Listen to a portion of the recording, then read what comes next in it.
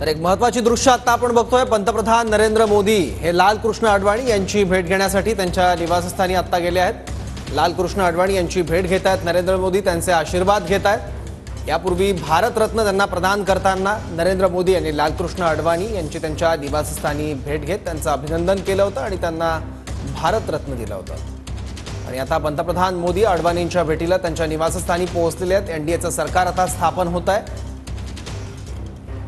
एनडीएचे नेते म्हणून प्रस्ताव सादर केलेला आहे, तो मान्य झाला आणि त्यानंतर आता सत्ता स्थापनेचा दावा केला जातोय एनडीए सरकारकडनं, ज्याचं नेतृत्व नरेंद्र मोदी हे करतील। आणि त्यानंतर अडवाणींचे आशीर्वाद घेण्यासाठी नरेंद्र मोदी हे त्यांच्या निवासस्थानी गेलेले आहेत। अवघ्या 2 खासदारांवर हा पक्ष होता, तेव्हा अडवाणी आणि वाजपेयी या जोडीने अवघ्या 2 जागांवरून या पक्षाचा देशभरात विस्तार केला आणि सत्ता या पक्षाला मिळवून दिली।